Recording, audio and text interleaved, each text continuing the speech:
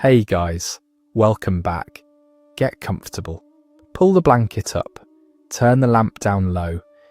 Because tonight we are going somewhere ancient, somewhere hot, and somewhere that will make you feel genuinely grateful for your current skincare routine, however chaotic it may currently be. Tonight we are talking about ancient Egyptian beauty. And I want to be very clear about something before we begin. When most people think of ancient Egyptian beauty, they think of Cleopatra. They think of the dramatic eye makeup, the gold jewellery, the flowing white linen, the general impression of a civilization that had the whole beauty thing thoroughly sorted out and looked magnificent doing it. And they're not entirely wrong. Ancient Egypt did produce some of the most visually striking beauty culture of the ancient world, and some of their beauty practices were genuinely sophisticated in ways that modern science has only recently caught up to. The kohl eye makeup that is so iconic, the skin oiling practices, the linen clothing, these were not just fashionable. They were medically intelligent, and we will get into exactly why as the evening progresses. But, and this is a significant but, ancient Egyptian beauty also involved crocodile dung. It involved the fat of hippopotamuses. It involved preparations made from the desiccated organs of specific animals. It involved substances that we would now classify as industrial chemicals being applied directly to the face with expressions of complete confidence. It involved a theory of beauty that was so thoroughly entangled with religion, magic, and the supernatural that getting your makeup right was not just a cosmetic act but a theological one with consequences for your eternal soul. It also involves some beauty practices so strange, so creative, so thoroughly committed to achieving results through whatever means were available in a desert civilization in 1300 BCE, that they deserve to be taken out of the museum cases where they currently sit and given the attention they have always deserved. So tonight we are going through all of it. The brilliant and the bizarre, the surprisingly sophisticated and the spectacularly wrong. The beauty practices that modern dermatologists would endorse, and the ones that would make them reach for their prescription pad. The preparations that would be familiar to any modern beauty counter, and the ones that required you to first obtain a hippopotamus. This is ancient Egyptian beauty. It is stranger than you think. It is more impressive than you think. And it is, in places, exactly as alarming as the ingredients list suggests. So before we begin, if you are new here, welcome. Like the video, subscribe, and tell me in the comments what time it is and where in the world you're watching from. I love knowing where this community reaches. Now, dim the lights, get comfortable, and let us go to ancient Egypt, where beauty was a full-time occupation, a religious obligation, and occasionally a medical emergency. Before we get into the specific practices, we need to understand something fundamental about ancient Egyptian beauty culture that makes it completely different from modern beauty culture in ways that change everything about how you interpret the individual practices. In ancient Egypt, beauty was not optional. It was not a personal preference. It was not something you did if you felt like it on a Friday evening with a glass of wine. Beauty, specifically, the correct performance of beauty through specific practices, preparations, and presentations was a religious and social obligation that carried consequences in both this world and the next. Let us start with the this world consequences because they are the more straightforward ones. Egyptian society was hierarchical, highly visual, and operated through systems of display and recognition that made appearance a social currency. How you looked communicated your status, your piety, your social position, and your general worthiness to participate in the civilized life of an Egyptian city. The correctly presented Egyptian, clean, oiled, properly made up, wearing appropriate clothing and jewellery, was signalling a whole complex of social information with every appearance in public. The incorrectly presented Egyptian, dusty, unoiled, without appropriate cosmetics, clothing, or accessories, was signalling something quite different, and what they were signalling was not good. Dirt and disorder were associated with chaos, the cosmic principle of disorder that was the fundamental enemy of Ma'at, the Egyptian concept of cosmic order, justice, and truth. Being visibly unkempt was not just unfashionable, it was aligned with the forces of chaos against which Egyptian civilization defined itself. This is not a metaphor. The Egyptian understanding of Ma'at, of the correct cosmic order that the gods maintained and that humans were obligated to uphold in every aspect of their lives, including their personal appearance, made personal grooming a cosmological act. Getting your kohl eye makeup precisely right was participating in the maintenance of cosmic order. Neglecting it was, at some level, a contribution to cosmic disorder. This is the kind of theological framework that makes people very, very serious about their beauty routine. And then there were the next world consequences. The Egyptian afterlife was not a passive destination you arrived at automatically. It was a judgment, a weighing, an assessment of whether you had lived in accordance with Ma'at, the Book of the Dead, the collection of spells, instructions, and declarations that guided the deceased through the afterlife judgment, contains the negative confession in which the deceased declared to 42 divine assessors all the things they had not done wrong during their lifetime. The list is specific and detailed, and while it does not specifically mention failing to apply eye makeup correctly, the general principle that correct appearance was part of correct living was embedded throughout the culture. The gods themselves wore makeup.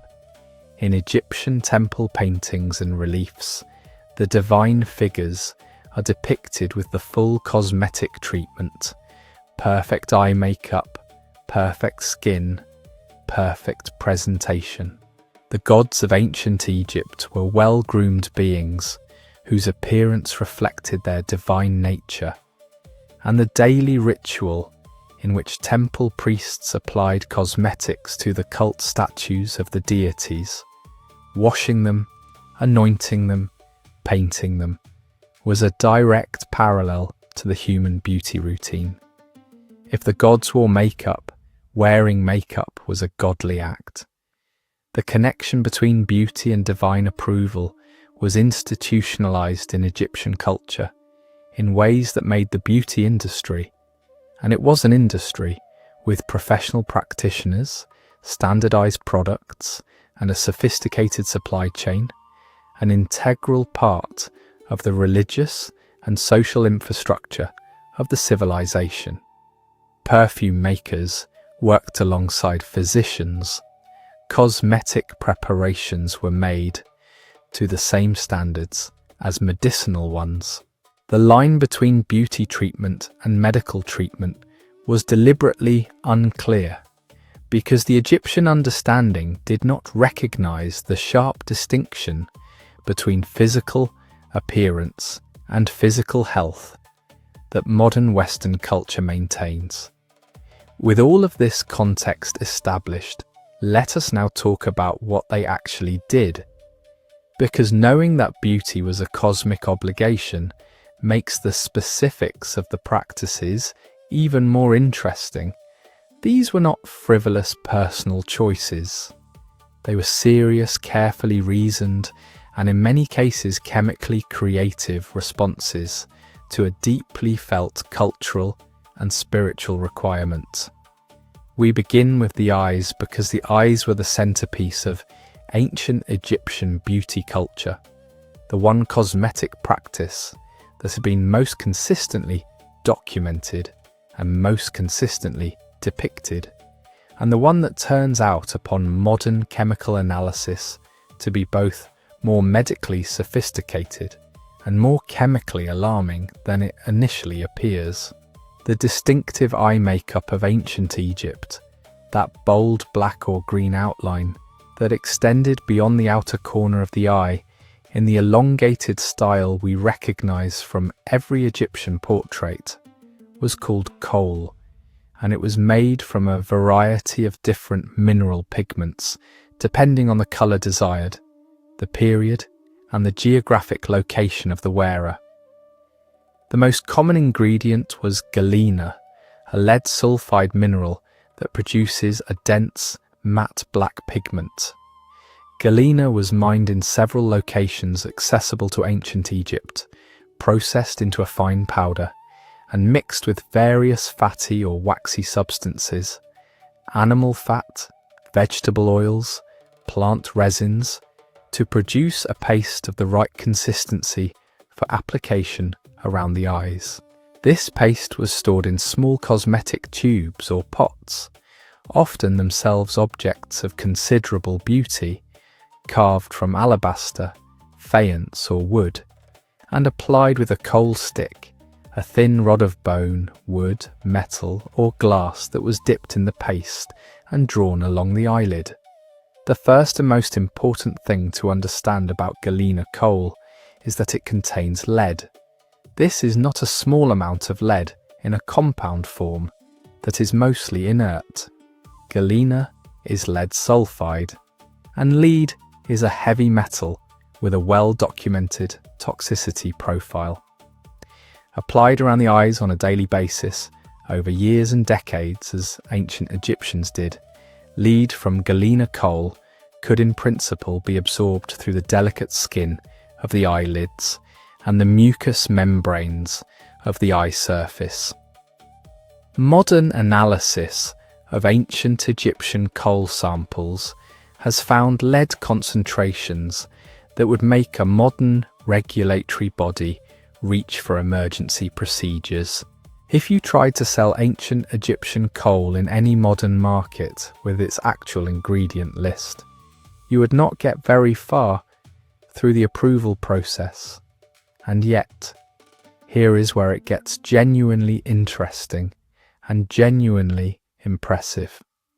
A research paper published in the journal Analytical Chemistry in 2010 analysed ancient Egyptian kohl samples from the Louvre's collection and found something remarkable. The lead compounds in aged galena kohl, specifically the lead chloride compounds that form when galena reacts with moisture over time, at the low concentrations that would actually reach eye tissue through normal kohl application, stimulate the production of nitric oxide in human cells. Nitric oxide is a naturally occurring immune system signaling molecule that has antimicrobial properties and that specifically helps the body defend against eye infections. In plain language, the lead in kohl at the doses that actually reach the eye tissue was stimulating the eye's immune defences. In an environment with substantial fly populations, dust, and waterborne pathogens that made eye infections extremely common, the daily application of kohl was providing genuine immunological protection against exactly the conditions that threatened eye health. The ancient Egyptians did not know this. They had no concept of lead toxicity, no concept of nitric oxide, no concept of immune system function. They applied kohl because it looked right, because it was appropriate, because the gods wore it. And in doing so, they developed a practice that modern analytical chemistry has determined had genuine medical benefit for exactly the reason it was most needed. This is either the most impressive accidental pharmacology in the ancient world, or evidence that the accumulated wisdom of a civilization trying things and keeping what worked can arrive at genuinely correct answers without the theory to explain why. Possibly both. The green eye paint that was fashionable in the earlier periods of Egyptian history was made from malachite, a copper carbonate mineral that produces a vivid verdigris green. Malachite was ground into powder and applied in the same way as the black kohl, sometimes alone and sometimes in combination, to produce the elaborate polychrome eye looks that appear in the earliest tomb paintings. Copper compounds have their own antimicrobial properties, and malachite eye paint was providing a different but equally genuine chemical protection against eye infection. The application technique was, by any measure, elaborate. The basic eye outline was drawn with precision. The inner corner, the upper lid, the lower lid, the extended outer line that is so characteristic of Egyptian style. In some periods and for some occasions, the eye makeup was extended significantly further, with long sweeping lines extending toward the temples. In ceremonial contexts, the eye makeup was built up in multiple layers with multiple colours. The time required for a complete formal Egyptian eye makeup application would make a modern beauty enthusiast feel comparatively efficient. There were specific styles of eye makeup associated with specific occasions and specific deities. The Eye of Horus, the Wedjat eye, one of the most powerful protective symbols in Egyptian religion, was partially based on the stylized eye makeup of the falcon god, and the protective power attributed to the Wedjat was connected to the protective power of the kohl that Real Eyes wore. Applying kohl was not just putting on makeup, it was invoking the protective symbolism of the divine eye. The storage and transportation of kohl was itself a minor industry. The small cosmetic containers found in tomb deposits across Egyptian history, in materials ranging from cheap pottery to elaborately carved alabaster, from simple bone to inlaid wood, represent thousands of years of a market in personal cosmetic accessories. These containers are some of the most common personal objects found in Egyptian archaeological contexts, appearing in burials across the social spectrum, from the most modest to the most lavish. Kohl was not a luxury reserved for the wealthy, it was a daily necessity for essentially everyone. Having established that the eye makeup was both cosmetically iconic and medically useful, let us move to the skin, where the ancient Egyptian beauty routine was equally serious, equally elaborate, and considerably more creative in its use of available animal-derived ingredients. Egyptian skincare was organised around a central principle that was both practically correct and theologically significant. The skin must be oiled every day, without exception, with whatever was available in your particular economic situation. The daily anointing of the body with oil or fat was so universal, so thoroughly embedded in Egyptian culture, that it appears in virtually every category of Egyptian documentation: medical texts, household records, ration lists, temple accounts, private correspondence. We discussed the thermal management function of daily skin oiling in the heat survival script.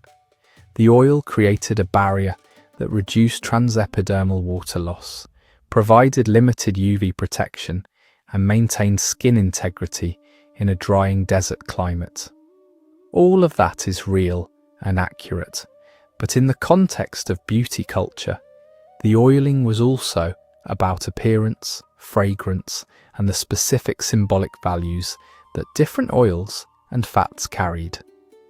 The best oils used by wealthy Egyptians were imported: olive oil from the Levant, cedar oil from Lebanon, various aromatic oils from Arabia and East Africa. These arrived in Egypt through the extensive trade networks that connected the Nile Valley to the wider ancient world, and their expense meant that they were luxury products whose use signalled wealth and status. The quality of the oil you used on your skin was a marker of social position in the same way that the quality of your clothing or the extent of your jewellery was. For those who could not afford imported oils, the options were more domestic and occasionally more surprising. Castor oil, extracted from the seeds of the castor plant that grew extensively in Egypt, was widely used and had genuine skin protective properties that we have already discussed. Linseed oil, extracted from flax, was similarly available and similarly useful. Animal fats rendered from goats, cattle, birds were widely used as a base for skin preparations, both alone and as carriers for more expensive aromatic additives. And then there was the more exotic end of the animal fat spectrum. Egyptian cosmetic texts and medical papyri describe skin preparations made from the fat of specific animals whose properties were understood through the framework of sympathetic magic. The idea that a substance derived from an animal carried the qualities of that animal into the person who used it. The fat of a hippopotamus was recommended for specific skin treatments.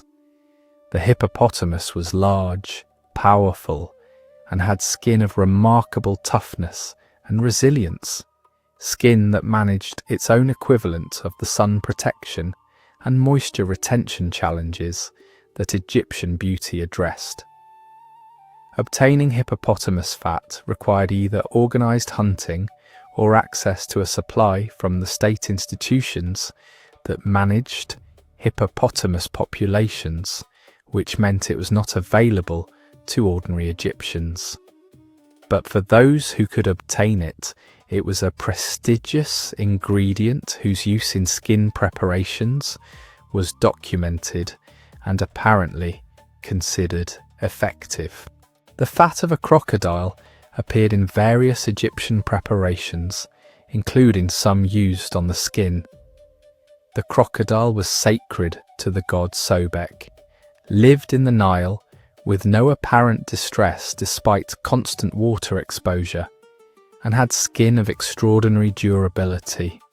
These qualities made crocodile-derived preparations conceptually attractive for skin treatments, even before considering whether they had any direct beneficial effect.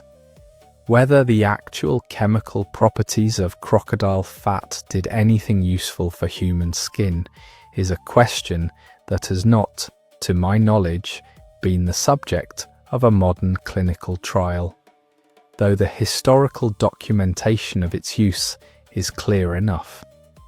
The application of these oiling preparations was itself a ritual with protocols.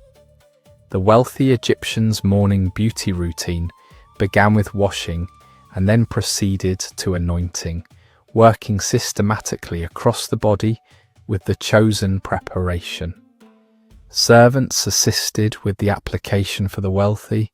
The specific order of application, feet, legs, torso, arms, neck, face, was prescribed in some beauty texts with the same systematic completeness that other aspects of the Egyptian daily routine were organised.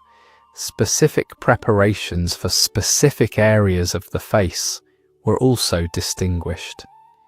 The delicate skin around the eyes received different treatment from the rest of the face. The lips received their own preparation. The neck, which the Egyptians, like the Victorians 3,000 years later, were particularly anxious about as a site of visible aging, was treated with specific preparations designed to maintain its texture and appearance. Egyptian perfume culture was extraordinary. Not extraordinary in the way that French perfume culture of the 18th century was extraordinary, a sophisticated development of an already sophisticated tradition. Extraordinary in the way that something enormous and fundamental and world-changing is extraordinary. Egypt did not just use perfume. Egypt invented perfume as a structured practice, developed the technologies for producing it, created the cultural framework in which it was considered essential, and exported both the products and the concepts to the rest of the ancient world in ways that make the history of perfume inseparable from the history of Egypt. The Egyptian word for perfume was closely related to the word for divine. NTR, the word for God, is etymologically connected to perfume in ways that made the two concepts practically inseparable. The gods smell divine. The divine smell like perfume. Burning incense in a temple was not decorating the air pleasantly. It was creating the olfactory conditions for divine presence. The rising smoke of incense was the form in which prayers physically travelled upward to the gods. Perfume was theology in gaseous form.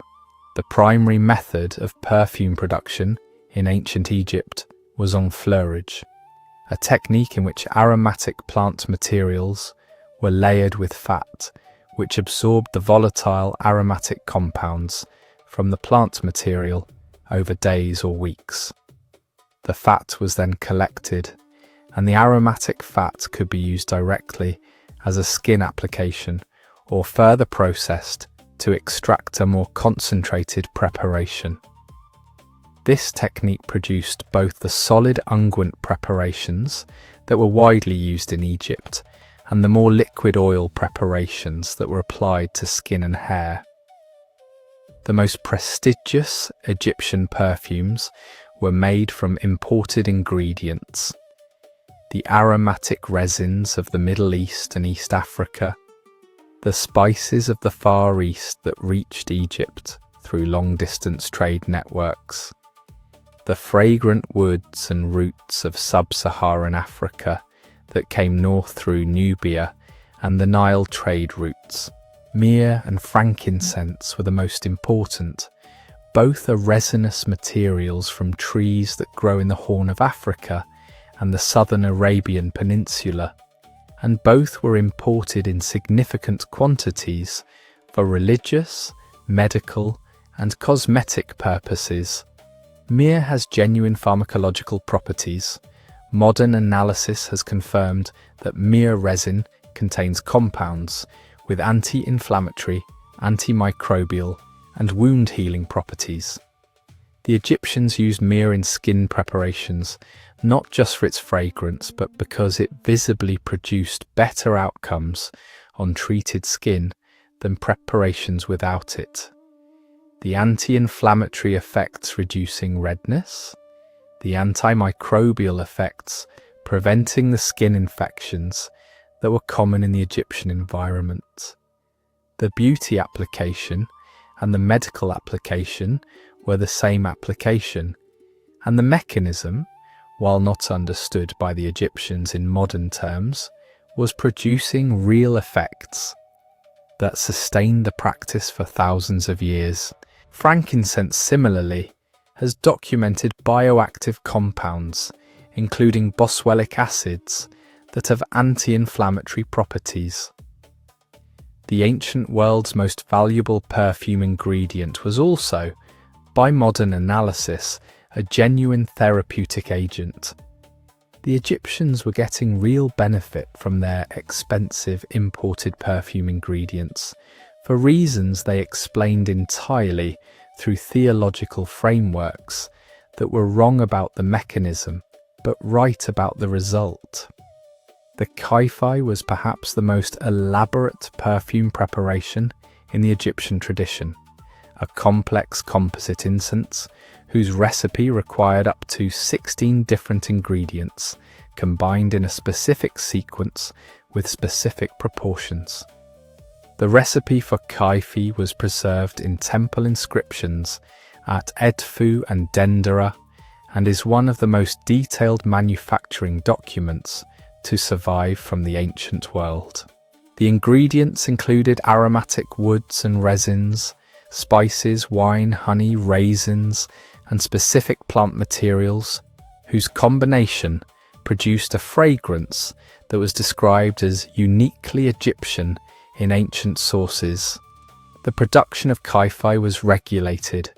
It was made in temple workshops under priestly supervision. Its recipe was considered sacred knowledge, and its use was associated specifically with divine contexts.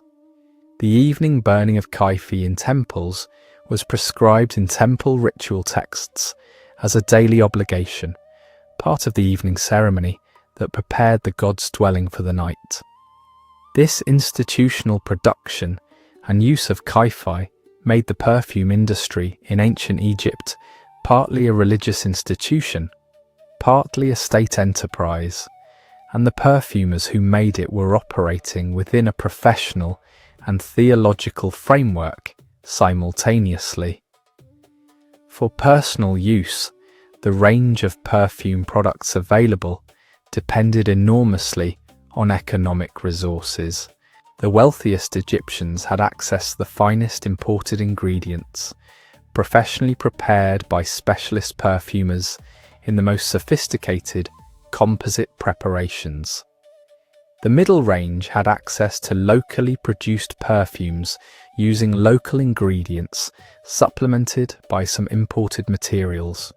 The poorest Egyptians used locally available aromatic plants, fragrant herbs, specific flowers, plant resins that could be collected from trees in the Egyptian landscape, prepared in simple domestic versions of the enfleurage technique. The perfume cone that appears in Egyptian banquet scenes, those mysterious objects worn on top of wigs at formal events that we discussed in the heat script, were made from solid perfumed fat, typically of the finest quality available to the household. As the fat slowly melted in the warmth of an indoor gathering, it released fragrance continuously and simultaneously coated the hair and skin of the wearer with perfumed oil. The cone was therefore both a perfume delivery system and a skin and hair treatment, beauty and fragrance in a single architecturally improbable head accessory. The fragrance that a wealthy Egyptian woman presented to the world at a formal occasion was the product of multiple layered applications. The base oil applied that morning, the specific perfumed preparation added to the hair during dressing, the melting cone providing ongoing fragrance and lubrication throughout the event. The overall olfactory impression was one of the most deliberately constructed sensory experiences in the ancient world, and the investment in creating it, in time, in expensive ingredients, in specialist knowledge, was the ancient Egyptian equivalent of a couture wardrobe. Egyptian hair culture was as elaborate and as medically creative as every other aspect of the beauty routine, and it produced both some of the most visually impressive hairstyles in the ancient world and some of the most creative attempts to address the universal human concern about hair loss that any civilization has documented. The fundamental fact about ancient Egyptian hair is that a great deal of the hair you see in Egyptian portraits, paintings, and sculptures was not growing out of those heads. It was wigs. The Egyptian wig was the primary hair accessory for the social elite, the religious professional, and anyone else with the means to commission one, and the social context in which it was appropriate. The wigs were made from human hair, from palm fibre, from combinations of both, and in some cases from animal fibre. The specific choice of wig material depended on cost and context, with human hair wigs being the most prestigious and most expensive. What you might not expect from Egyptian wigs is the level of technical sophistication involved in their construction. Analysis of ancient Egyptian wigs from museum collections has revealed that the construction techniques used to attach and secure individual hair strands to the wig base using beeswax and resin compounds to fix the hairs in place while maintaining flexibility were far more complex than simple weaving or attachment. Some wigs show braiding and curling techniques of remarkable intricacy, and the finished objects are genuinely impressive pieces of textile craft by any standard. The wigs were cared for on dedicated wig stands, wooden or stone forms shaped to hold the wig in its correct shape when not being worn. They were maintained with specific preparations, primarily the fat and oil treatments that we have already discussed for skin, but applied here to preserve the condition and appearance of the hair fibres. They were stored with aromatic materials to maintain their fragrance between uses.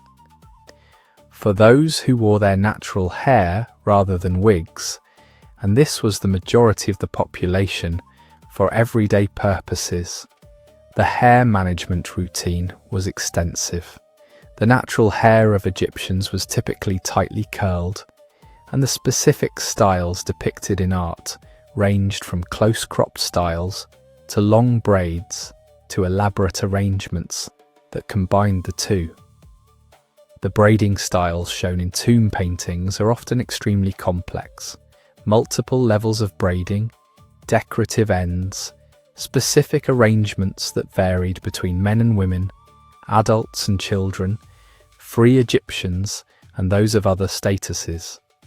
Hair oils and perfume fats were applied to natural hair as standard practice, both for maintenance and for the slow release fragrance delivery that we discussed in the perfume section. Specific preparations recommended for hair in Egyptian medical and beauty texts include preparations of castor oil, almond oil, and various animal fats. The application was generous. Egyptian hair preparations were not light hold styling products, but substantial conditioning treatments that would, by modern standards, leave the hair visibly coated. And now we arrive at the hair loss treatments, which are the section of Egyptian hair culture that takes a sharp turn from the impressive to the gloriously creative. The Ebers Papyrus, one of the most important surviving Egyptian medical texts, containing hundreds of medical preparations, includes a substantial section on the treatment of hair loss that represents some of the most enthusiastic pharmaceutical improvisation in the ancient world. The Egyptians were clearly very concerned about hair loss. This is, as noted previously, a concern as ancient as civilization, and the treatments proposed were deployed with the full creative force of a civilization that was accustomed to solving difficult problems through the application of whatever was available.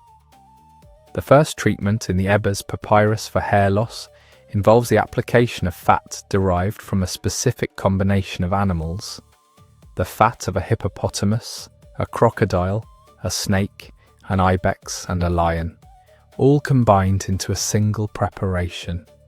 5 animals. at least 2 of which were actively dangerous to obtain the fat from. The logic was entirely sympathetic.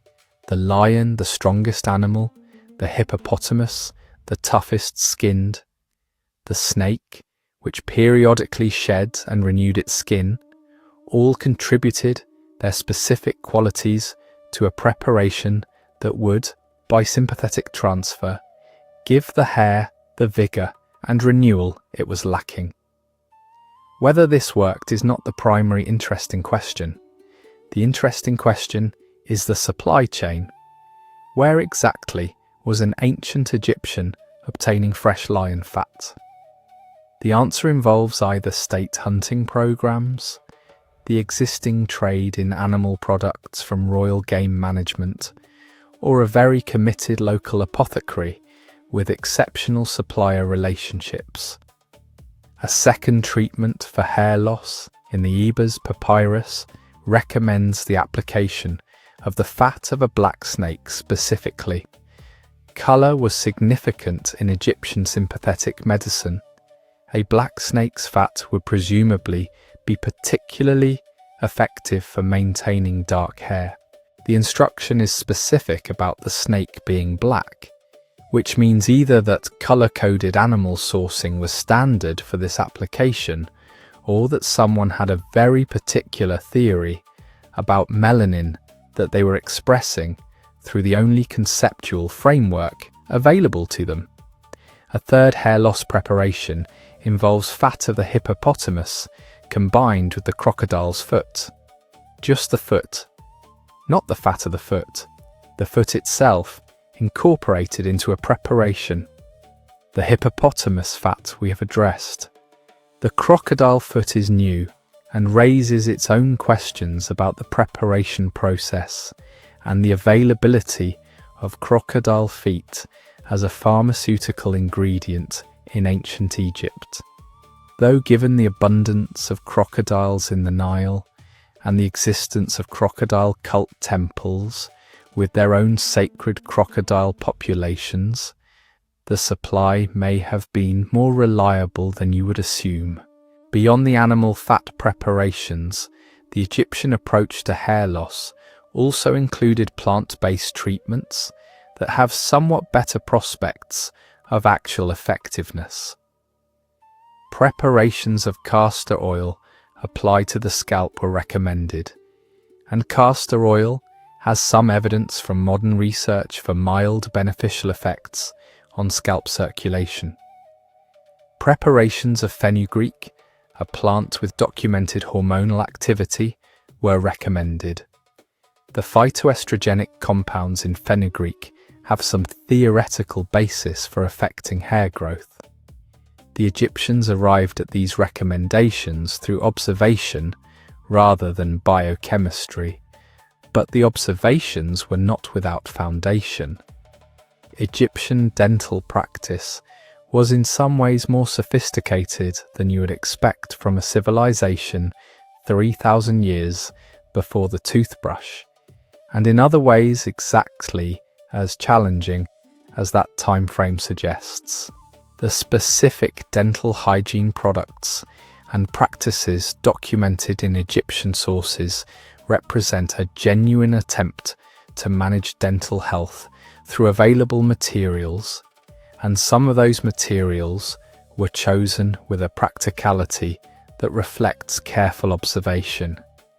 The Egyptian tooth cleaning preparation, documented in both medical papyri and in the practical records of households, was a powder applied to the teeth and gums with a frayed twig that served as a primitive toothbrush. The powder's composition varied, but the most commonly documented ingredients included natron, the sodium carbonate compound that Egyptians used for everything from mummy preservation to laundry, powdered pumice, powdered eggshell, and myrrh. Natron is mildly alkaline, which gives it some ability to neutralize the acids produced by oral bacteria that are the primary cause of tooth decay and gum disease. It is also mildly abrasive, which helps with mechanical removal of plaque and surface staining. The combination of chemical and mechanical action in the natron-based tooth powder was genuinely addressing the right problems, even if the mechanism was not understood. Pumice is significantly more abrasive, and its inclusion in tooth powder formulations is the point at which the dentist in any modern reader begins to wince. Pumice can remove surface staining efficiently and can produce teeth that appear whiter in the short term. It can also, with repeated use, remove the enamel that protects the tooth structure beneath. The Egyptian tooth powder that contained pumice was fighting the battle for white teeth, while slowly losing a different battle with tooth enamel integrity.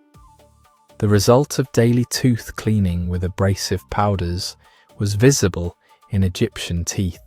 Archaeological examination of Egyptian skeletal remains shows dental wear patterns consistent with abrasive cleaning. The tooth surfaces are worn in ways that reflect the daily mechanical action of the frayed twig and powder combination. Combined with the sand that was an unavoidable ingredient in Egyptian bread, Egyptian teeth experienced more abrasive wear over a lifetime than teeth in most modern populations. The myrrh included in tooth preparations was genuinely useful. Myrrh has documented antimicrobial properties, and its inclusion in an oral hygiene preparation was providing real antimicrobial benefit to the oral environment, reducing the bacterial load responsible for gum disease and tooth decay. The myrrh resin also has some mild analgesic and anti-inflammatory properties, which would have provided symptomatic relief for the gum irritation that was apparently common. Breath management was a specific concern in Egyptian beauty culture, addressed through both the tooth cleaning preparations and through additional aromatic preparations taken after meals. Chewing specific aromatic plants, preparations including various spices, resins, and fragrant seeds was a documented practice for breath freshening. These preparations were both fragrant in their own right, and in some cases antimicrobial, addressing the bacterial causes of bad breath directly alongside the symptomatic cover of pleasant fragrance. The tooth pain treatments documented in Egyptian medical papyri tell us a great deal about the dental health situation that the beauty practices were managing. There were a lot of them. The preparation of dough containing various medicinal plant materials shaped into a form that could be pressed against a sore tooth was one approach. The application of various preparations directly to the gum around a painful tooth was another. The sheer variety and volume of dental pain treatments in Egyptian medical literature indicates a population with a genuine dental pain problem that required standardized medical responses. The management of body hair in ancient Egypt was not a matter of personal preference. It was a matter of ritual purity, religious obligation, and the specific standards that different social and professional roles required, and the lengths to which some Egyptians went to manage their body hair were, by any modern standard, extraordinary. The priests were the most extreme case. Egyptian priests of the higher grades were required to maintain a state of ritual purity that included the complete removal of all body hair, not just the hair of the head, which was shaved as we have discussed, but all hair from all parts of the body. This requirement was understood as part of the purity standards necessary for direct interaction with the divine.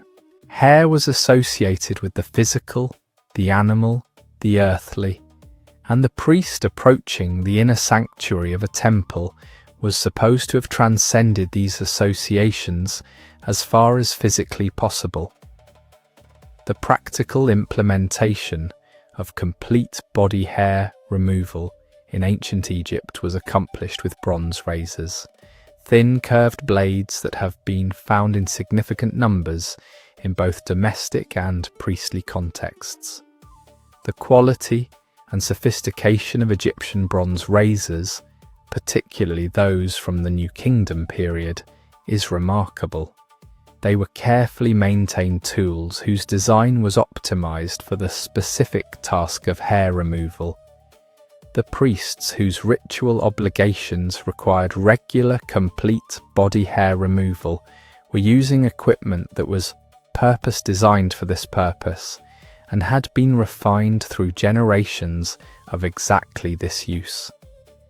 The frequency of removal for priestly purposes was documented in temple administrative texts.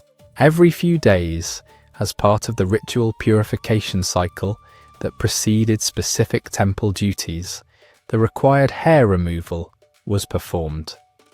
This was not an occasional ritual, it was a recurring professional obligation. The senior Egyptian priest maintained a state of complete hair removal as a continuous professional requirement, managing the regrowth cycle through the same diligence that they applied to every other aspect of their ritual obligations. For ordinary Egyptians outside priestly roles, body hair removal was practiced with varying degrees of thoroughness, depending on gender, social class, and occasion. The evidence from tomb paintings and from surviving depictions of Egyptian figures is consistent with a general preference for smooth, hairless appearances. The figures depicted in formal contexts show no body hair, which reflects either the beauty standard or the artistic convention that translated the beauty standard into visual form, or both. The specific preparations used to facilitate hair removal beyond simple shaving included various depilatory preparations, materials applied to the skin that weakened the hair shaft or irritated the follicle into releasing the hair. Egyptian medical papyri include recipes for such preparations involving combinations of plant materials, some of which have documented chemical properties relevant to hair removal. The efficacy of these preparations varied, but their existence in the formal medical literature indicates that they were considered standard practice worth recording. The waxing tradition, using a sugary or resinous preparation applied to the skin and then removed, taking hair with it, also appears in ancient Egyptian practice, though the specific preparations used were different from modern wax formulations. Preparations involving honey, various plant resins, and combinations thereof were used as adhesive removers for hair, applied in the same basic manner as modern hot waxing, with the obvious adaptation that the precise temperature and consistency control of modern waxing salons was not available, and the results were presumably more variable. Beyond the kohl eye makeup that we have already discussed in detail, the ancient Egyptian beauty palette included several other colour preparations used on different areas of the face and body, each with its own ingredients, its own symbolism, and its own range from the genuinely effective to the chemically adventurous. Red pigment for lips, cheeks, and occasionally other decorative purposes was made primarily from red ochre, iron oxide in its red form, a naturally occurring mineral pigment that was available in Egypt and across the ancient world. Red ochre is one of the oldest cosmetic pigments in human history, used for body decoration from the earliest periods of human culture. And in ancient Egypt, it continued in the same role it had occupied in human beauty culture for tens of thousands of years before Egypt existed. The application of red ochre to the lips and cheeks produced a vivid, warm red colouring visible in formal Egyptian portraits. The pigment was mixed with fat or oil to produce a paste of appropriate consistency, exactly the same preparation principle as the kohl, and applied with fingers or small implements. The preparations were stored in the same small cosmetic containers as the kohl, and in some surviving cosmetic sets from Egyptian tombs, multiple pigment preparations are found together in what amounts to an ancient makeup bag of remarkable completeness. The green malachite eyeshadow that was fashionable in the early periods of Egyptian history was, as we briefly discussed in the kohl chapter, made from a copper carbonate mineral with genuine antimicrobial properties. But malachite's visual impact, the vivid verdigris green that the mineral produces, was also significant for its symbolic associations. Green in Egyptian symbolism was the colour of new growth, of the Nile flood's agricultural bounty, of regeneration and fertility.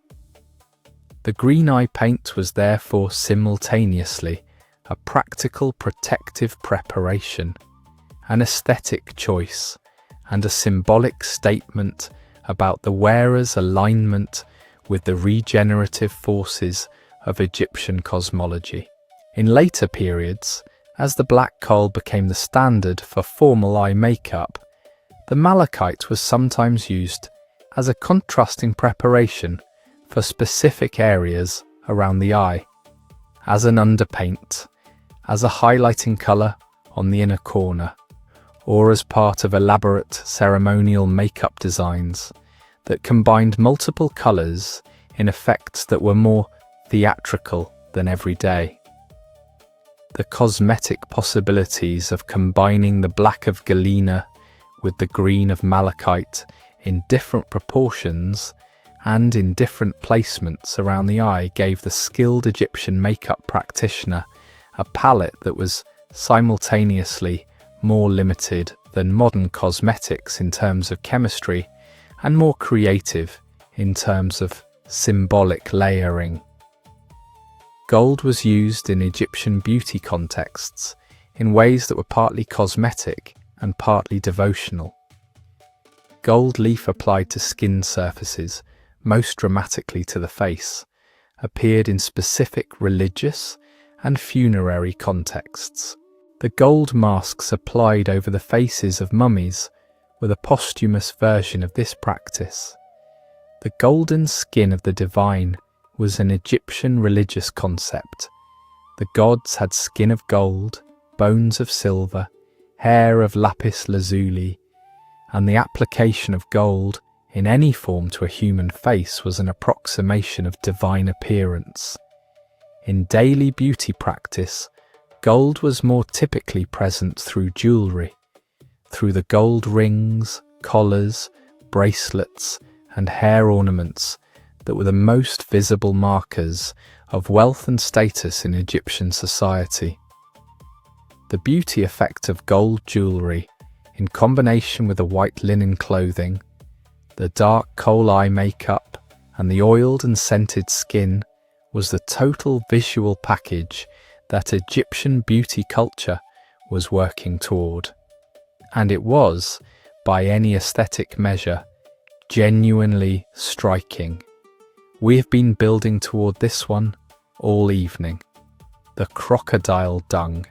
There is no way to discuss ancient Egyptian beauty without addressing the crocodile dung preparations that appear in Egyptian medical and beauty texts with a kind of matter-of-fact specificity that suggests they were standard, documented, unremarkable medical practice rather than desperate last resorts.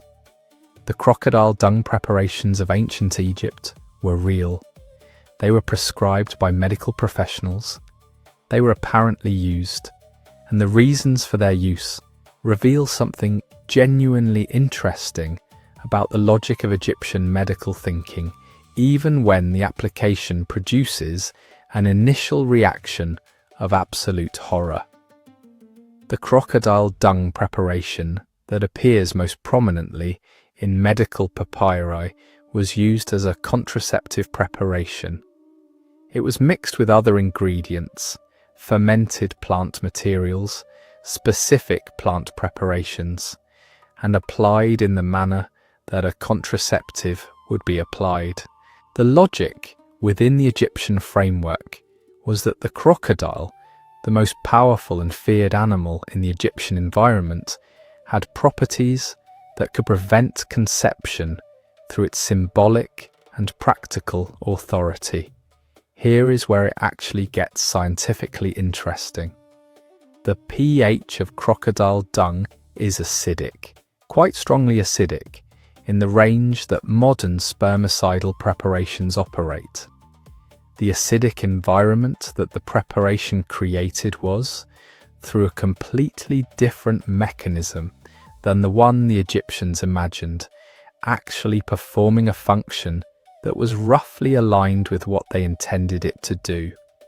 Not reliably.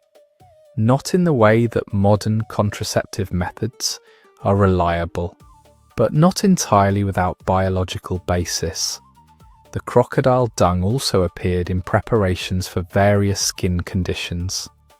The specific applications described in the papyri include treatments for skin eruptions, for dry and cracked skin, and for various other dermatological complaints.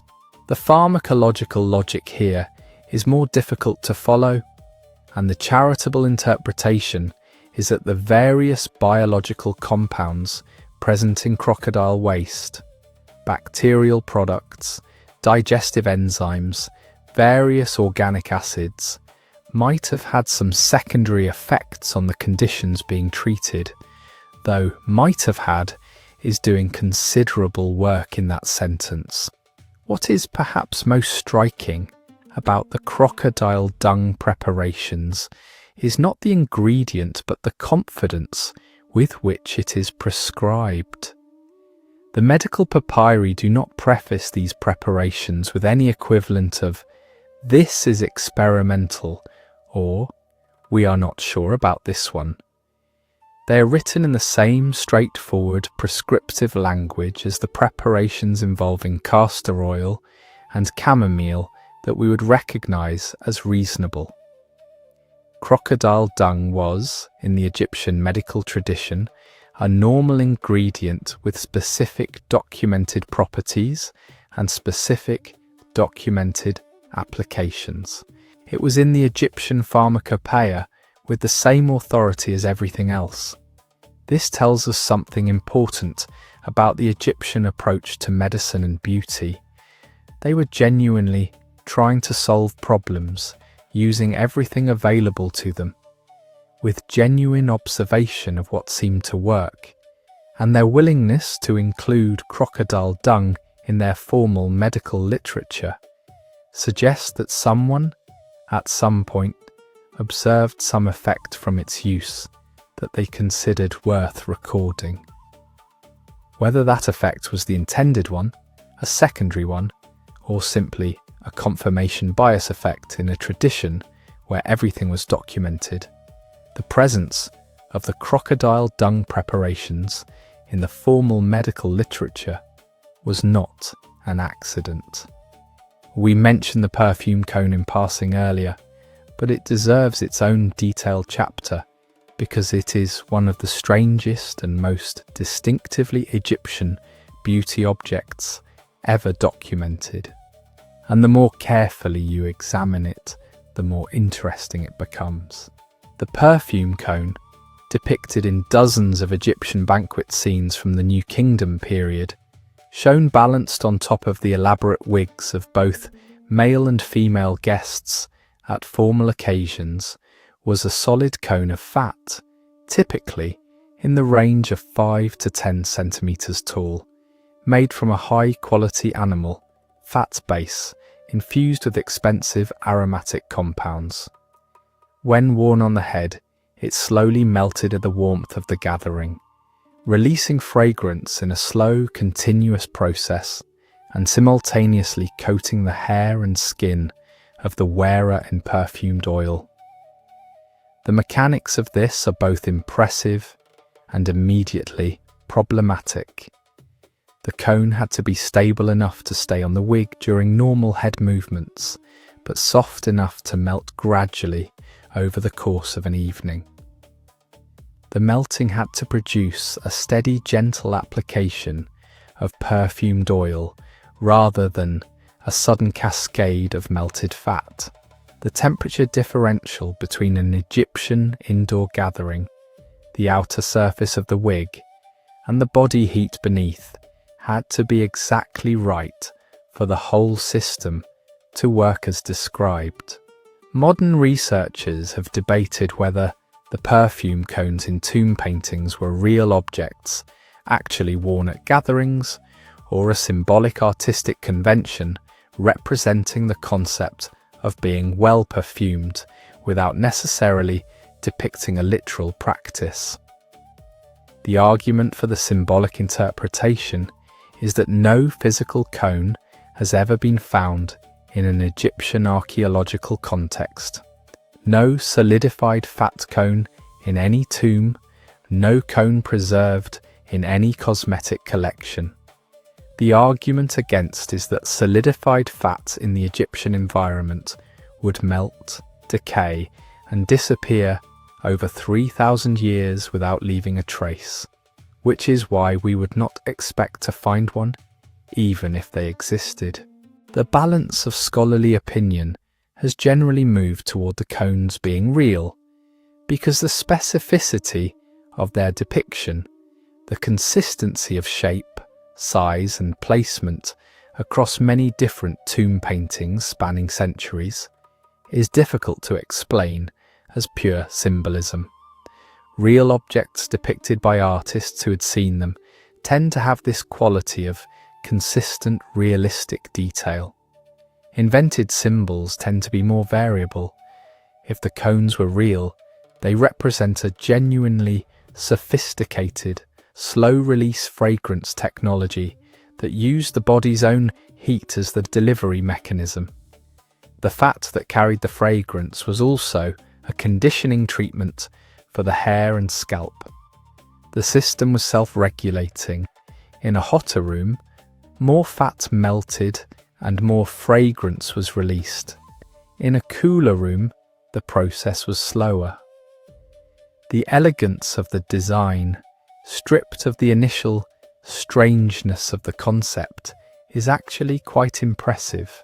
The fat used for the cone base would have been the best available to the household, purified, deodorized as much as possible by ancient techniques, and infused with the finest aromatic compounds the household could afford. The cone worn by a wealthy noblewoman at a royal banquet was therefore a conspicuous display of wealth. The cost of the aromatic ingredients alone was significant, as well as a functional beauty accessory.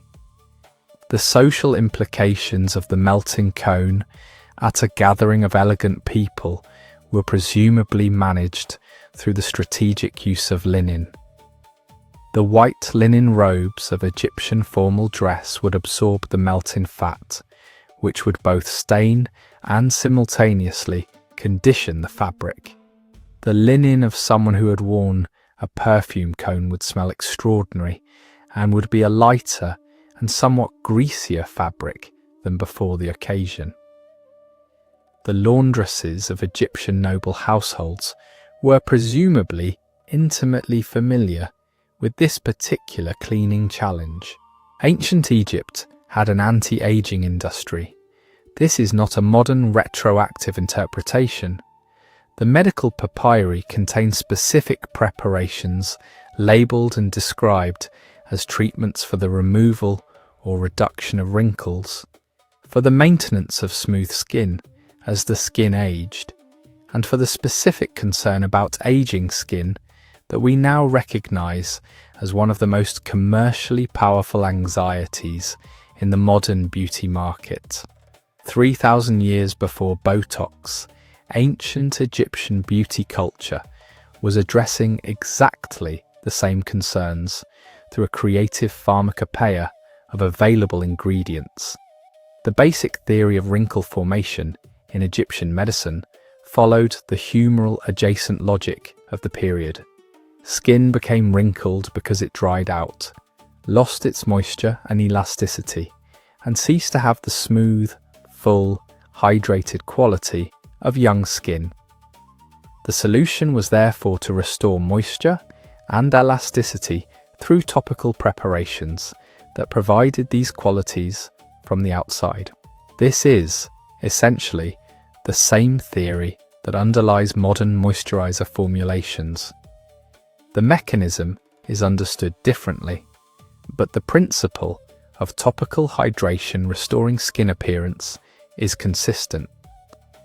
The specific preparations recommended for wrinkle treatment in Egyptian medical texts include preparations based on the finest available oils, combined with specific plant materials that had reputations for skin smoothing or firming effects.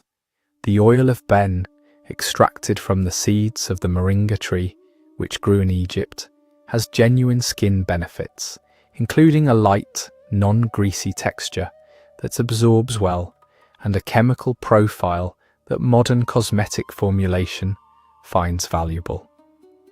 The Egyptians used it specifically for the face because they had observed that it produced better cosmetic outcomes on facial skin than heavier preparations. Preparations including extracts of specific plants with documented bioactive compounds, aloe vera, which grows in Egypt and has genuine hydrating and anti-inflammatory properties, fenugreek, whose phytoestrogenic compounds may have genuine effects on skin collagen, various plant resins with anti-inflammatory activity appear in the wrinkle treatment section of Egyptian medical texts. The inclusion of these specific plants reflects accumulated observation of which preparations produced visible improvements in skin appearance, even without any understanding of the mechanisms involved.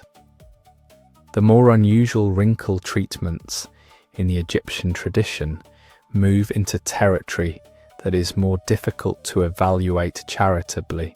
A preparation involving the testicles of a specific animal, the specific animal varies between texts, appears in wrinkle treatment contexts in ways that reflect the sympathetic magic principle of fertility and vigor being transferred to aged skin through contact with virility-associated materials. The pharmacological basis for this treatment is not compelling by modern standards, but the prescription appears in formal medical literature with the same authority as the aloe vera preparation. The use of specific milks, human milk in particular, in cosmetic preparations for aging skin appears in Egyptian beauty texts. Human milk contains growth factors, proteins, and other bioactive compounds that modern cosmetic formulators have found interesting for skin applications. Whether the specific growth factors in human milk are active after topical application to adult skin is a question that modern research has not definitively answered. But the Egyptian observation that preparations containing milk produced favourable cosmetic results was not entirely without a biological basis.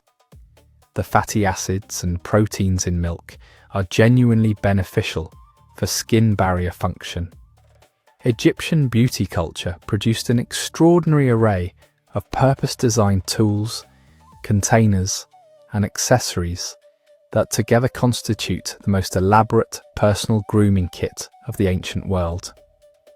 The surviving examples in museum collections worldwide represent a physical record of a beauty practice so developed and so institutionalized that it required specialized equipment at every stage. The kohl tube, the container for eye makeup, came in materials ranging from simple clay to elaborately carved ivory, from plain wood to painted faience. The shapes were varied and deliberately beautiful. Tubes shaped like palm columns, like figures of animals, like lotus flowers. The aesthetic investment in the container of the eye makeup preparation was not incidental. The beauty tools were themselves beautiful objects whose use was partly a performance. The ritual of selecting the kohl tube, dipping the applicator, and drawing the eyeline was as aesthetically considered as the result it produced.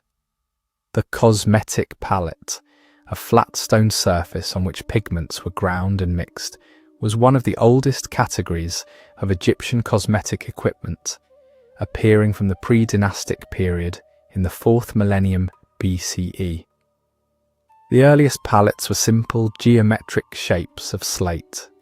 As the tradition developed, the palettes became more elaborate, carved as animals, as human figures, as shields with symbolic decoration.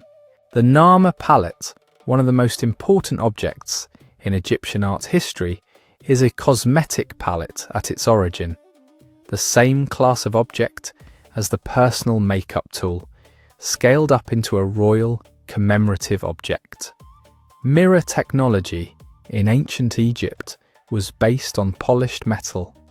The reflective surface was polished bronze, copper, or later in the period highly polished silver. The Egyptian mirror was typically a circular or oval disc of polished metal on a handle, and the handles were themselves elaborate objects, carved as figures of women, as columns, as animals, as combinations of all three. The quality of reflection available from a polished bronze mirror was not the precise, detailed reflection of modern silver-backed glass, but it was adequate for the detailed work of applying cosmetics and was far better than the water reflection that was the only alternative. The tweezers and razors that managed hair removal were precision tools made from bronze or later iron, and the surviving examples show careful attention to edge quality and handle design. The bronze razors of the Egyptian period were capable of producing a smooth shave when properly maintained, and the existence of razor sharpening tools in some cosmetic sets indicates that maintenance of these precision instruments was understood as necessary for good results. The cosmetic spoon, a small implement with a bowl for measuring and transferring cosmetic preparations, came in forms of sometimes extraordinary beauty. Some of the most decorative objects in Egyptian art are swimming girl cosmetic spoons, figured objects with a female swimmer as the handle supporting a cosmetic bowl, decorated with detailed carving and sometimes inlay. These objects were functional cosmetic tools that were also significant artistic achievements, and their existence in substantial numbers across multiple periods indicates a sustained market for high-quality cosmetic accessories that extended well into the middle class. Egyptian tattooing is a relatively recently documented aspect of Egyptian beauty culture, partly because the evidence is primarily in the mummies themselves, and partly because earlier archaeological analysis missed or misidentified the tattoo evidence on mummified skin. Modern imaging technology has revealed that tattooing was more widespread in ancient Egypt than was previously understood, and the patterns and placements documented on Egyptian mummies are beginning to give us a more complete picture of this dimension of Egyptian body aesthetics. The earliest confirmed Egyptian tattoo evidence comes from mummies of the late pre-dynastic and early dynastic periods. Female mummies with small dot tattoo patterns on the lower abdomen, upper thighs, and the tops of the breasts. The specific placement of these early tattoos, combined with their association with female bodies and with figurines that appear to represent female figures with similar markings, has led to interpretations connecting them with fertility, sexuality, or the specific magic associated with the goddess Hathor. The mummy of a woman, known informally as the Amunet, dated to approximately 2160 to 1994 BCE, shows geometric tattoo patterns consisting of lines and dots arranged in bands on her arms, thighs, abdomen, and the back of her neck. The patterns are abstract and geometric rather than representational, which places them in a different category from the elaborate figurative art that Egyptians applied to walls and objects. Whether this reflects a convention specific to tattooing as a medium, or a convention specific to the gender, status, or context of the tattooed individuals, is still being interpreted. The more recently published mummies of Deir el-Medina, the well-documented workers' village we have referenced throughout this series, have provided the most detailed evidence of Egyptian tattooing practices from the New Kingdom period. Several mummies from this site show elaborate tattooed designs, including figures of specific deities. Bes, the dwarf protector god, associated with the household and with childbirth. Neith, the warrior goddess, and various other divine figures placed on specific areas of the body in specific orientations. The placement of deity tattoos on areas of the body associated with specific divine protections.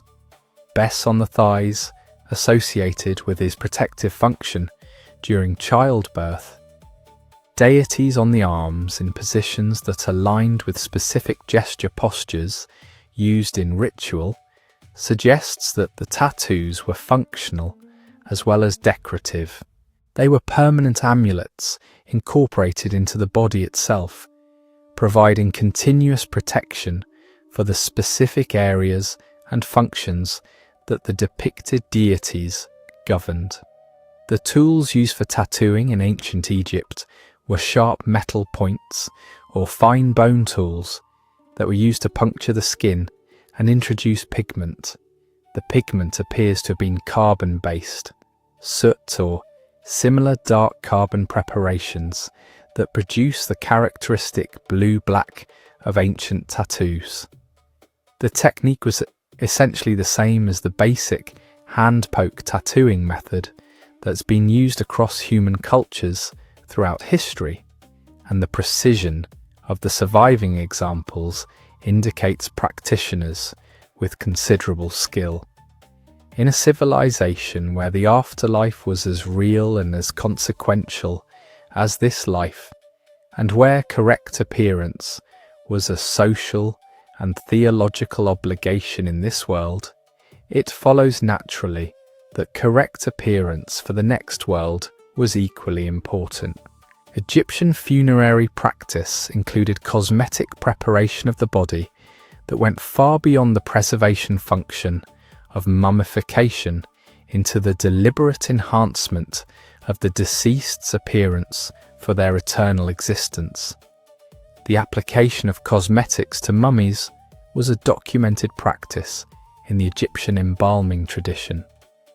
After the body had been through the desiccation process and the linen wrapping had begun, specific cosmetic preparations were applied to the face and visible body surfaces. The same kohl eye makeup that the person had worn in life was applied around the eyes of the mummy. The same red ochre that had coloured living lips was applied to the lips of the deceased. The mummy was presented for its journey to the afterlife, looking to the extent possible as it had looked in its best moments in life. The logic was practical within the Egyptian theological framework. The K, one of the multiple soul aspects of the Egyptian person, was understood to return to the physical body periodically and to require it in a recognizable, maintained condition. A well-presented mummy was a well-maintained K residence. The cosmetic preparation of the mummy was not an aesthetic indulgence, it was functional maintenance of the spiritual infrastructure of the deceased's continued existence. The quality of funerary cosmetics matched the quality of the deceased's social position. Royal mummies received the finest cosmetic preparations. The gold that coloured divine skin was applied to royal mummies in the form of gold leaf and gold containing preparations. The finest aromatic preparations were used in the wrapping process, between the linen layers at specific points on the body. The eyes of important mummies were sometimes filled with onion bulbs or other materials shaped to maintain the appearance of open eyes, creating an impression of alert wakefulness in the eternal rest. The mask placed over the mummy's face, whether a simple painted linen mask for a modest burial or the gold masks of royal burials, was the ultimate cosmetic enhancement. The gold mask was not just decorative, it was theologically functional.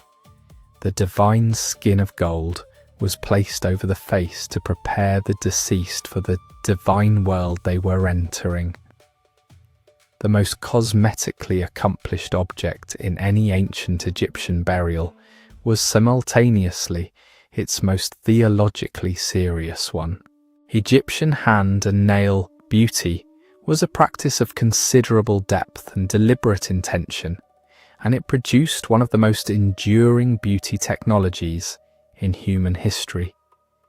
The use of henna as a staining agent that has remained in continuous use from ancient Egypt to the present day across a wide geographic range that now includes essentially the entire world. Henna is derived from the leaves of the Lawsonia inermis plant, which grows readily in the hot, dry climate of Egypt and the surrounding region. The leaves contain lawson, a compound that bonds to the keratin proteins in skin and nails, producing a stain that ranges from pale orange to deep reddish brown, depending on the concentration of the preparation and the duration of application. The stain is not a surface coating, but a chemical bond with the protein structure of the skin and nail. It cannot be washed off, but fades gradually as the stained cells are shed and replaced. Egyptian use of henna is documented in both textual sources and in the physical evidence of mummies, whose nails and sometimes hair show the characteristic reddish staining of henna application. Mummies of the New Kingdom period have been found with fingernails and toenails stained with what analysis confirms is henna, indicating that the practice was not confined to live-in beauty routines, but extended to the funerary preparation of the deceased. The eternal appearance of the dead required the same cosmetic attention as the daily appearance of the living. The social associations of henna in ancient Egypt were multiple. The reddish-orange colour that henna produced on nails and skin was associated with warmth, vitality, and the life force. It was connected to specific deities whose domains included fertility, protection, and the transition states of life, birth, marriage, death, that were also the occasions for henna application in many ancient Near Eastern cultures that adopted and adapted the Egyptian practice. The specific beauty effect of henna on the nails was to produce a vivid, warm-toned colouring that stood out against the oiled, pale skin of the Egyptian aesthetic ideal. Nails stained with henna were visible, beautiful, and immediately recognizable as deliberately colored. They communicated that the wearer had invested time and resources in their appearance, which in Egyptian beauty culture was itself a social signal with positive valence. The application of henna required preparation of the plant material into a paste of the right consistency, application to the nail or skin surface, and a waiting period while the law-sewn compound bonded to the keratin. During this waiting period, the paste could not be disturbed without compromising the evenness of the resulting stain. This practical requirement that the person being treated had to be still with henna-covered nails for an extended period was in itself a social statement about the leisure time available to the person receiving the treatment. Working hands and henna-stained nails were not easily combined. Beyond henna, the nail care tradition in ancient Egypt included the maintenance of nail shape and cleanliness through tools specifically designed for this purpose. Bronze nail cleaners and small hooks for pushing back the cuticle have been found in Egyptian cosmetic sets. The shape preference for Egyptian nails was a neat, slightly rounded form, kept at a moderate length, not the extremely long nails that some Asian court traditions cultivated as signals of not working with one's hands, but clearly maintained and shaped rather than simply functional. Having spent considerable time on the more alarming entries in the Egyptian beauty pharmacopoeia, let us now spend a chapter specifically on the preparations that modern analysis has found to have genuine cosmetic or medical basis, because there are more of them than you might expect. And the story of Egyptian beauty is not just the story of crocodile dung. It is also the story of a civilization that through thousands of years of empirical observation arrived at some genuinely correct answers to beauty and skincare problems. Castor oil, used extensively in Egyptian skin preparations, has a well-documented modern cosmetic profile. It is a thick, highly viscous oil rich in ricinoleic acid, a compound with anti-inflammatory and antimicrobial properties. It forms an excellent occlusive barrier on the skin surface, reducing water loss significantly. It has documented effectiveness as a moisturizer for dry, cracked skin. It has some evidence for supporting wound healing. The Egyptian practitioners who chose castor oil as a primary skin preparation ingredient were choosing something that genuinely performed the functions they needed it to perform. Aloe vera, which grows readily in the Egyptian climate and which appears in both medical and beauty contexts in Egyptian texts, has become one of the most extensively studied natural cosmetic ingredients in modern dermatology. The gel of the aloe leaf contains polysaccharides that form a moisture-retaining layer on the skin, compounds with genuine anti-inflammatory activity, and specific compounds that support skin healing. Aloe is used in modern formulations for sunburn treatment, for after-sun care, for sensitive skin management, and for the treatment of specific skin conditions, exactly the applications for which Egyptian practitioners used it. Ben oil from the moringa tree, which was specifically recommended for facial preparations in Egyptian beauty texts, has been analysed extensively by modern cosmetic chemists and found to have an exceptionally stable fatty acid profile that resists rancidity, a light, non-greasy texture that absorbs well into skin without leaving a heavy residue, and a range of bioactive compounds, including antioxidants and skin-soothing compounds. Moringa oil has been rediscovered by modern premium cosmetics brands as a high-value facial oil ingredient. The same assessment that Egyptian beauty practitioners arrived at through observation thousands of years earlier. Honey used in skin preparations, wound treatments, and hair preparations throughout Egyptian cosmetic and medical practice is one of the most extensively validated natural antimicrobial substances known. Its mechanism of action, a combination of low water activity, low pH, hydrogen peroxide production, and specific antimicrobial compounds, including methyl glyoxal in certain honey types, is well understood by modern food science and medicine. Honey is used in modern wound care for exactly the properties that Egyptian practitioners observed in its use on skin. Natron, the sodium carbonate compound used in tooth preparations, skin cleaning and laundry, functions as a mild alkali that neutralizes acids and disrupts the cell membranes of certain microorganisms. Its use in skin cleansing preparations provided a genuine antibacterial effect alongside its mechanical cleaning function. The specific applications of natron in post-mummification skin preparation of the body also exploited its desiccating properties in a context where stopping microbial activity was the primary goal.